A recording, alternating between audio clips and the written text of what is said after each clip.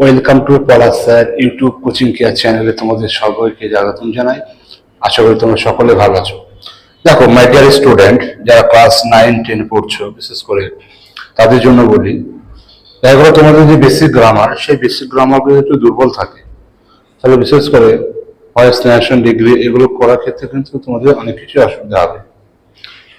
এই বেসিক গ্রামারের মধ্যে যেটা হচ্ছে parts of speech, parts of স্পিচে জ্ঞান থাকা কিন্তু খুবই জরুরি। তার মধ্যে কোনটা ইম্পর্টেন্ট? ইম্পর্টেন্ট সবগুলো ইম্পর্টেন্ট। তার মধ্যে আজকে সবথেকে মোস্ট ইম্পর্টেন্ট যেটা, সেটা হচ্ছে তোমাদের ভার্ব। দেখো ভার্ব, সেটাকে আমরা গ্রামারের ভাষায় বলি ক্রিয়া। এই ভার্বটাকে নিয়ে তোমাদের আজকে আমরা আলোচনা করবো, তোমরা ভালো করে খেয়াল করো।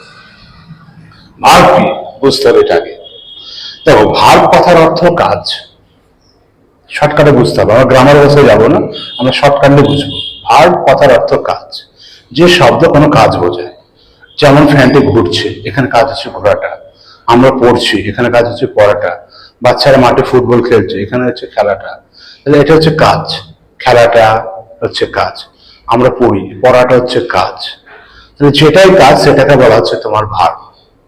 যেমন আমি এখানে ইংলিশে বাক্য লিখছি, দেখো হি টেক্স টি,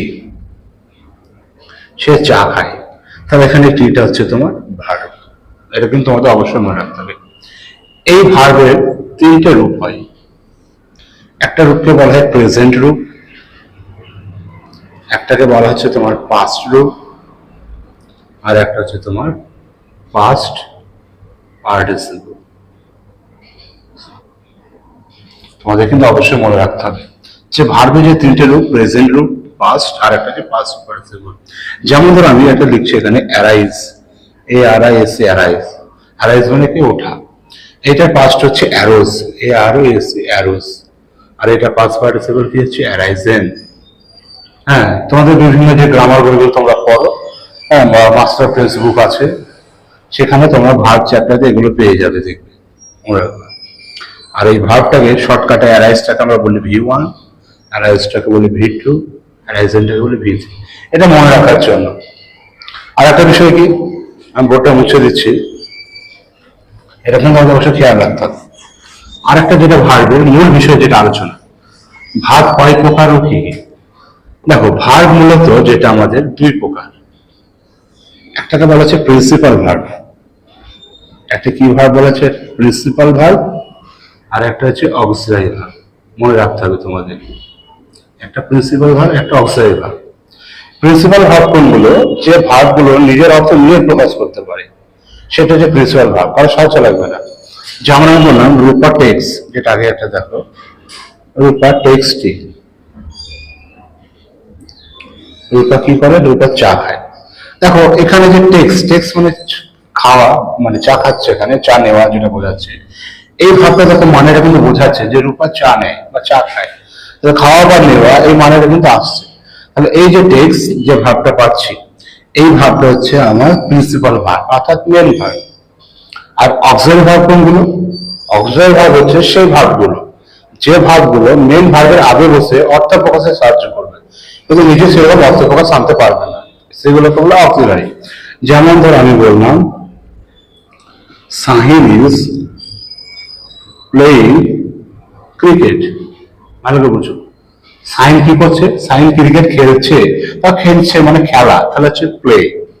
দেখো প্লে মানে আসছে, কিন্তু তার আগে দেখো আরেকটা শব্দ হচ্ছে ইজ, এর কোনো কিন্তু মানে আসছে না। ইজ মানে কিন্তু হয়, আমরা জানি। তাহলে আমরা কখনো বলি যে শাহিন ক্রিকেট খেলছে? কখনোই কিন্তু আমরা বলি না। তাহলে এখানে দেখো যে ভার্বটা কি করছে, প্রিন্সিপাল ভার্ব। এই যে প্রিন্সিপাল ভার্ব, তার আগে বসছে, আগে বসে অর্থ প্রকাশে সাহায্য করছে।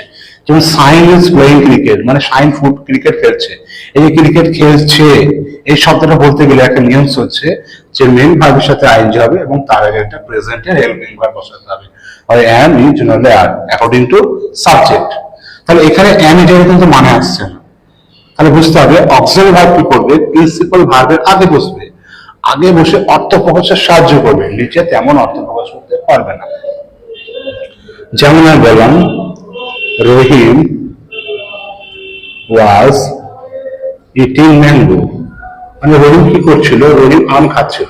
খেয়াল করে দেখো, আম খাচ্ছিল, খাচ্ছিল মানে খাওয়া, এই শব্দ মানে আসছে, কিন্তু অতীতে যে একটা ওয়াজ ছিল, এই যে শব্দটা আনতে গেছি, তখন আমাকে কিন্তু ওয়াজ শব্দটা ব্যবহার করতে হচ্ছে। তাহলে এটা আমাদের কিন্তু অবশ্যই মনে রাখতে হবে যে মানে আনতে সাহায্য করছে, কিন্তু ওয়াজের নির্দিষ্ট কোনো মানে আসছে না। তাহলে আমরা ভার্ব, অক্সিলারি ভার্ব কি সে বিষয়টা কিন্তু আমরা বুঝতে পারলাম। তাহলে কোনগুলো অক্সিলারি ভার্ব? অক্সিলারি ভার্বকে মনে রাখতে হবে তোমার am, is, are, was, were, has, have, তারপর তোমার had, shall, will, can, could, would, should, may, might, used to, ought to, need to, etc. etc. মানে am, is, are, was, were, has, have, had, shall, will, can, could, may, might, will, would, এগুলো মনে রাখতে হবে। যেমন do does পড়ছে helping ভার্বের মধ্যে। হ্যাঁ, তাহলে এই প্রিন্সিপালটাকে যদি আমরা মনে রাখতে পারি, প্রিন্সিপাল মানে প্রধান, প্রধান হিসেবে আমরা বলতে পারি এটাকে মেন ভার্ব, এটাকে আমরা মেন ভার্ব বলে মনে রাখতে পারি, কেমন? আর অক্সিলারি ভার্বটাকে আমরা হেল্পিং ভার্ব বলবো। কি বলবো আমরা? হেল্পিং ভার্ব, কেমন?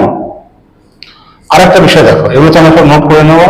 হ্যাঁ, এগুলো সব খাতায়, তোমরা ভিডিওটাকে পজ করে এগুলো খাতায় সকলে কিন্তু নোটস করে নিও, কেমন?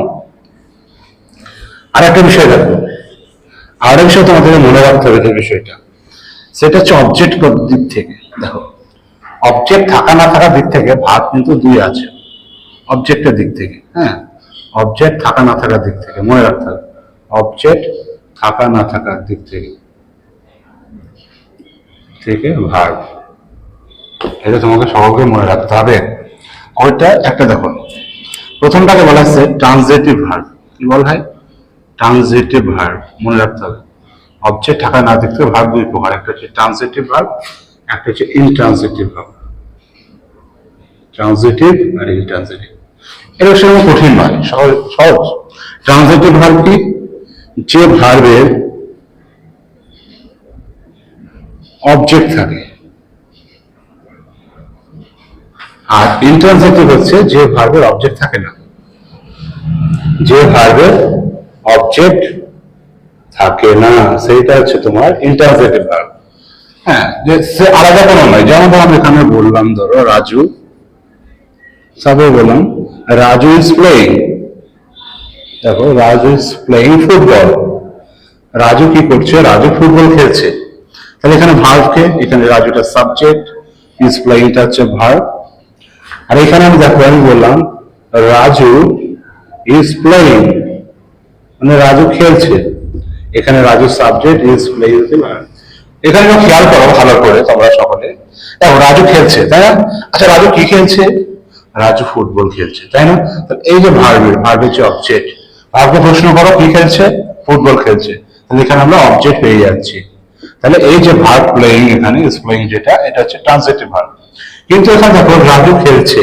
আচ্ছা, রাজু কি খেলছে? এখানে কিছু বলা আছে? কিছু নেই। দেখো, রাজু ক্রিকেট খেলছে না, ফুটবল খেলছে না, হকি খেলছে, তাই না, ব্যাডমিন্টন খেলছে, কিছুই বলা নেই। তাহলে এখানে যে প্লেইং ভার্বটা আছে, এটা হচ্ছে ইনট্রানজিটিভ ভার্ব। তাহলে এরকম নয় যে এই শব্দগুলো ইনট্রানজিটিভ বা ট্রানজিটিভ, তা নয়। ভার্বে যদি অবজেক্ট পায় তাহলে সেটা ট্রানজিটিভ হবে, আর ভার্বে যদি অবজেক্ট না থাকে সেটা ইনট্রানজিটিভ হবে। আরো আছে তোমার টেন্স অনুযায়ী ভার্বের ভাগ আছে, সেটা তোমাদের পরে শেয়ার করানো হবে। এই ক্লাসগুলো তোমরা আপাতত সকলে মনে রাখবে, এবং তোমরা আরো কি কি বিষয় ক্লাস চাইছো আমাদের ইউটিউব চ্যানেলে একটু অবশ্যই তোমরা সকলে একটু কমেন্ট করে জানাবে। আরো বিস্তারিত গ্রামার ক্লাস তোমাদেরকে দেওয়া হবে। এটা জাস্ট একটা ডেমো তোমাদের দেখানো হলো। হ্যাঁ, আর একটা বিষয় তোমাদেরকে বলা হচ্ছে, ক্লাস 9-10 যারা, আমি যেখানে আছি গ্রামটার নাম হচ্ছে আন্দুলবেড়িয়া। আন্দুলবেড়িয়ার আশেপাশে যেসব গ্রামগুলো আছে, তোমার তেঘুরিয়া, নাচিরপুর, মধুপুর, লোকনাথপুর, এচিনগর, হ্যাঁ, আমাদের জয়নগর, এই পার্শ্ববর্তী গ্রাম আছে শুকুরপুকুর, ডাকাতিয়া বা কাশীপুর, যেসব অঞ্চলের ছেলেপেলে আছে, আমি টিউশন পড়াই, তোমরা সকলেই জানো। আমাদের সেন্টারের নাম হচ্ছে ইংলিশ পয়েন্ট। সেন্টারের নাম হচ্ছে ইংলিশ পয়েন্ট। এটা হচ্ছে তোমার একবার আন্দুলবেড়া বালিডোহার মোড়, বালিডোর মোড়ে এসে যে কেউকে বলে দিলে যে স্যার পলাশ স্যারের টিউশন সেন্টার কোথায়, দেখিয়ে দেবে। মোড়েই বাড়ি আমাদের, একেবারে দিঘির ধারে। আর মোবাইল নাম্বারটা হচ্ছে 9933093300। তোমরা এই নাম্বারে তোমরা কল করবে বা হোয়াটসঅ্যাপ করবে, এই নাম্বারে তাহলে কন্ট্যাক্টে পেয়ে যাবে। তোমাদের এখনো ক্লাসে ভর্তি চলছে, তোমরা অবশ্যই যোগাযোগ করবে। এখানে 5 to 12 টিউশন সেন্টার পড়ানো হয় এখানে। আর আমাদের 12 এর নতুন ব্যাচ আমরা শুরু করতে যাচ্ছি। অবশ্যই 12 এর জন্য যোগাযোগ করবে, যারা স্পেশাল ইংলিশ পড়তে চাও। অবশ্যই। তাহলে আজ এই পর্যন্তই হোক, তোমাদের পরবর্তী ক্লাস আবার পরে দেখা হবে। বাই।